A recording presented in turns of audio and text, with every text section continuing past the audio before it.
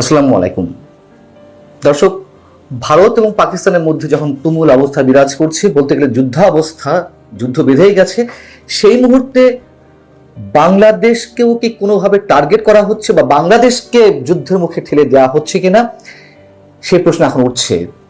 কারণ হচ্ছে ভারত পাকিস্তানের এই উত্তেজনার মধ্যে একদিকে ভারত থেকে বাংলাদেশি বলে বিভিন্ন জনকে পুশ ইন করা হচ্ছে বাংলাদেশের মধ্যে, অন্যদিকে আবার সরকারের কোনো কোনো উপদেষ্টা বা সাবেক ছাত্র সমন্বয়কদের কেউ কেউ দেশের সার্বভৌমত্বের জন্য সবাইকে ঐক্যবদ্ধ থাকার কথা উচ্চারণ করছেন।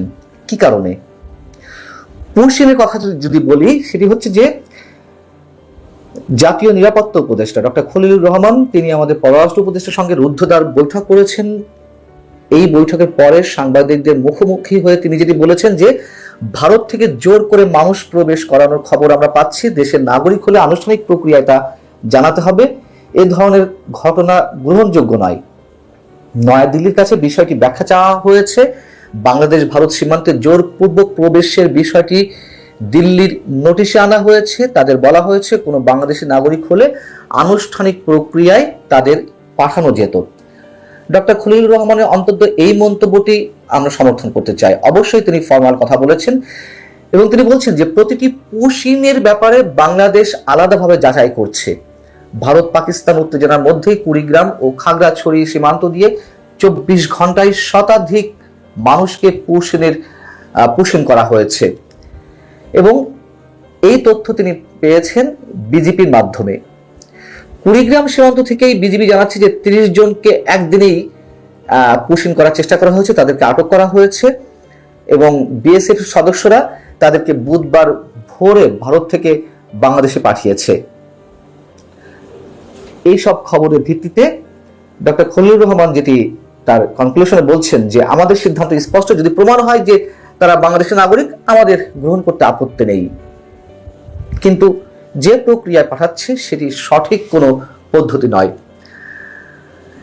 এই অবস্থা ভারত যেহেতু করছে, নিশ্চয়ই আমরা মনে করতে পারি ভারতের উস্কানি নানানভাবে থাকতে পারে। আর এ কথা তো সত্য, আরো আগে থেকেই বলে আসছি, ভারত নানান ধরনের পদক্ষেপ নেবে বর্তমান সরকারকে নাজেহাল করতে, এবং ভারতের এই যে উস্কানি, সেই উস্কানিতে আরো ঘি ঢেলে দেওয়া হচ্ছে কিনা আমাদের সরকারের কোনো কোনো দায়িত্বশীল জায়গা থেকে অথবা সাবেক ছাত্র সমন্বয়কদের পক্ষ থেকে, সে বিষয়ে আমরা এর আগে আপনাদের সামনে আলোচনা করেছি এবং এ কথা তো স্পষ্ট যে এখান থেকেও নানান ধরনের উস্কানি দেওয়া হচ্ছে।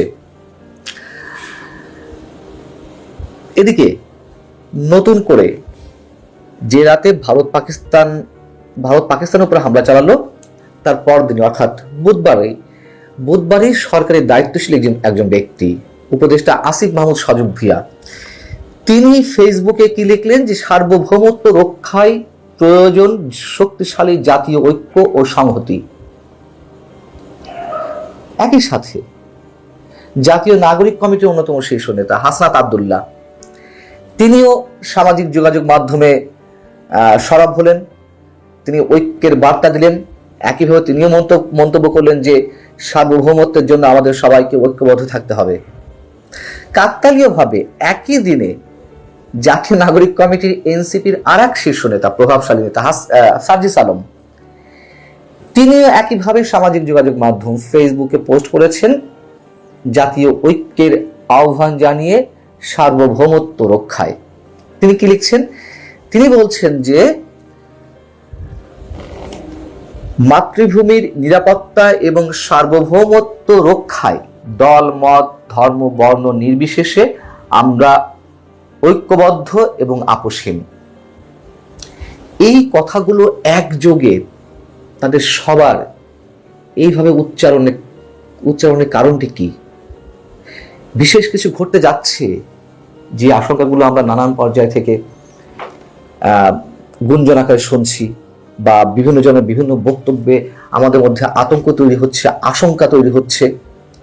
এর আগে যদিও তাদের অনেকেই, যাদের নামগুলো বললাম তাদের অনেকেই, তার বাইরেও আমি যে তথ্য উপদেষ্টা বর্তমান মাহফুজ আলম, তার কথাও যদি বলি, সরাসরি তো বলেছেন যে 7 সিস্টার দখল করতে হবে। ভারতের মধ্য থেকে যেমন এই ধরনের উস্কানিমূলক বক্তব্য নানান পর্যায় থেকে দেওয়া হচ্ছে, দায়িত্বশীল জায়গা থেকে আমরা সেগুলোর প্রতিবাদ করছি। আবার আমাদের এখান থেকেও যারা এই ধরনের কথাবার্তা বলছেন আমরা সেগুলোর প্রতিবাদ করছি। মানুষ আতঙ্কিত হচ্ছেন, আশঙ্কায় উদ্বিগ্ন হচ্ছেন। সেই ধরনের কথা এই মুহূর্তে বলা না হলেও একযোগে সার্বভৌমত্ব রক্ষার কথা বলা হচ্ছে। এর কারণটি কি?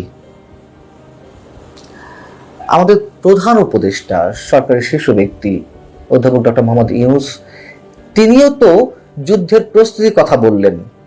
কয়েকদিন আগে নৌবাহিনীর একটি অনুষ্ঠানে তিনি গিয়ে এই ধরনের কথা বললেন। এখন বিষয় হচ্ছে যুদ্ধের প্রস্তুতির কথা প্রত্যেক সরকারের প্রধানই, প্রত্যেক রাষ্ট্রপ্রধানই সশস্ত্র বাহিনীর কোনো অনুষ্ঠানে গেলে মন্তব্য করে থাকে। কিন্তু অনেকের মতে প্রধান উপদেষ্টা ওই দিন যে কথাগুলো বলেছেন,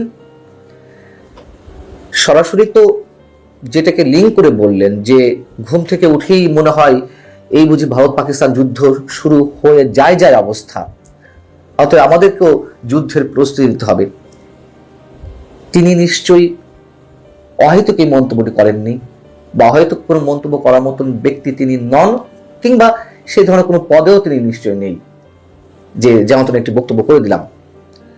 যেহেতু ভারত পাকিস্তানের উত্তেজনাকে কেন্দ্র করে তিনি এই কথাটি বলেছেন, সেই জায়গা থেকেই আমরা তখন থেকে মন্তব্য করছি এগুলো কোনো উস্কানিমূলক বক্তব্য নাকি তাদের কাছে কোনো ইনফরমেশন আছে ভারত অ্যাটাক করবে, ভারত বাংলাদেশে আক্রমণ চালাবে, আমরা এগুলো কিছুই জানি না।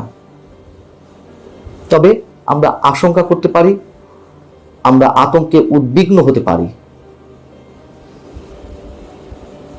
আমাদের দায়িত্বশীল জায়গা থেকে আরো অনেকেই এ ধরনের মন্তব্য করে যাচ্ছেন এবং অনেকে বলেন যে একটা যুদ্ধের প্রয়োজন আছে বাংলাদেশে এই মুহূর্তে অনেকের জন্য,